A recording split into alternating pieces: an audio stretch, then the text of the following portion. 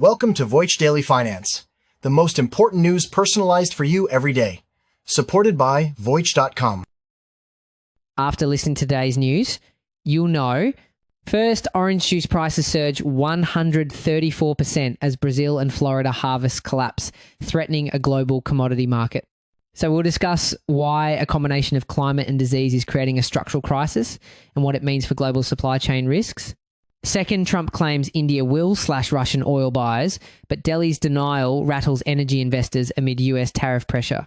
We'll examine how this high-stakes diplomatic clash creates policy uncertainty and what it signals for global oil markets and US sanctions strategy. Third, food giants turn to skimpflation as the orange juice crisis deepens, quietly eroding product quality for consumers. We'll explore how this tactic protects corporate profits and how the rockets and feathers effect could keep grocery prices stubbornly high. The most unexpected story hitting commodity markets right now isn't about oil or gold, it's about orange juice. The price has skyrocketed 134% since 2020. A carton that was once 76 pence now costs nearly £1.80. This isn't just about your breakfast, it's a signal of a massive breakdown in a global commodity market. Prices for frozen orange concentrate have surged from under $2 a pound to a record $5.30. One industry insider even said he was being offered concentrate at $7 a kilo, calling the price insane.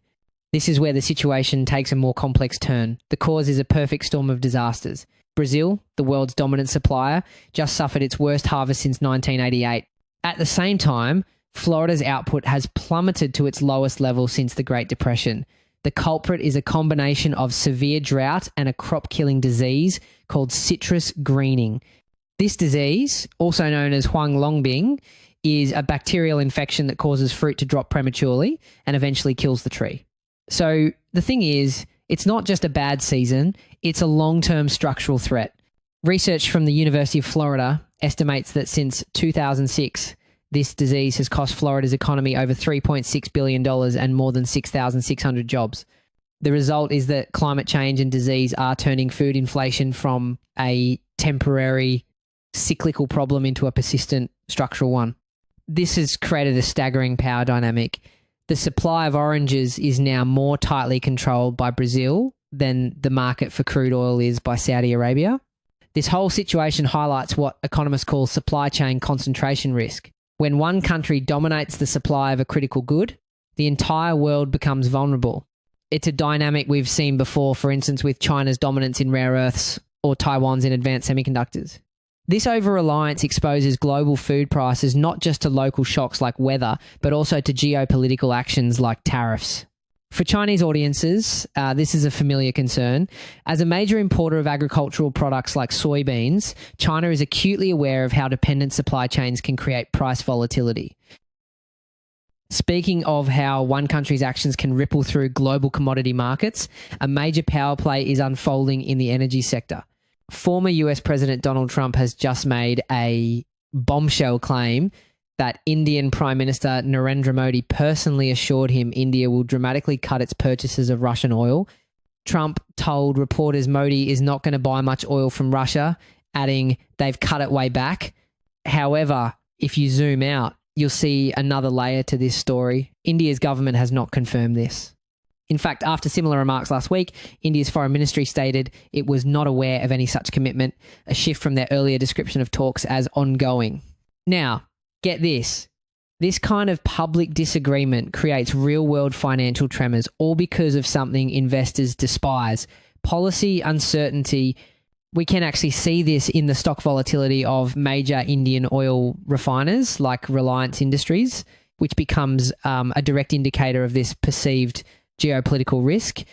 This isn't just a diplomatic tiff, it's a high-stakes economic showdown.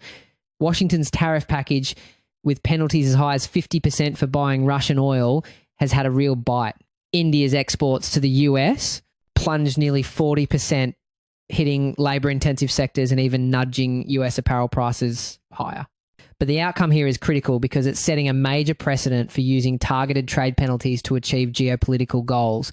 And early signs suggest it might be working. The latest data showed India's crude oil imports from Russia fell by 15% in a single month. The risk, of course, is that pushing too hard could nudge India closer to alternative blocks like BRICS. To really grasp the scale of this shift, you have to look at the numbers. Before the conflict in 2021, Russian oil was just 2.5% of India's imports. By 2023, that had skyrocketed to nearly 39%, with Russia becoming India's number one supplier. This pivot saved India billions, but it also put it in the crosshairs of US sanctions. Meanwhile, behind the scenes, it seems high-stakes negotiations are accelerating. A report in the Mint newspaper suggests a deal is close for India to gradually reduce its Russian oil imports, especially as its trade deficit has widened to a 13-month high. If India does agree to this, it puts Russia in a very tight spot, largely because of the Urals Brent price discount. If its biggest new customer pulls back, Russia will be forced to offer an even bigger discount to other buyers like China, directly impacting its war funding. So, the most important indicator to watch now will be India's official monthly crude oil import data. A sustained decline will confirm a major realignment in global energy trade, potentially hurting Russia's revenues and strengthening the US dollar's role in the oil market. We were just discussing the immense pressure being applied to global energy markets.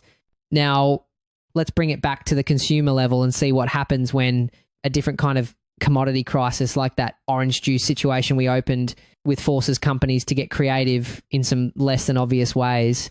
The crisis is so deep that producers are, believe it or not, changing the product itself. To cut costs, some are blending orange juice with cheaper mandarin, apple and pear juice.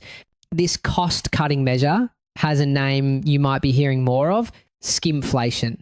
It's different from shrinkflation, where you just get less product for the same price. With skimpflation, the size and price might stay the same, but the quality of the ingredients quietly goes down. The Street Lewis Federal Reserve points out that businesses use this tactic to protect their profit margins without scaring away customers with a direct price hike. The danger, of course, is that it erodes product quality and can damage consumer trust. Even iconic brands like Tropicana have had to restructure their debts. But here's the kicker. Even if the supply of oranges recovers, you probably won't see prices drop quickly. This is due to a phenomenon economists call the rockets and feathers effect. Prices shoot up like a rocket when costs rise, but they float down slowly like a feather when costs go down. Why? Retailers often use this lag to recoup margins they lost during the initial surge. This stickiness means food inflation can remain stubbornly high, affecting broader economic indicators. So the thing to watch going forward isn't just the price of orange concentrate, it's also the profit margins of major food retailers. That will tell us how quickly or slowly any relief will actually reach your wallet. That's it for today on Voice Daily Finance. Follow, share, and stay tuned for daily updates coming your way tomorrow.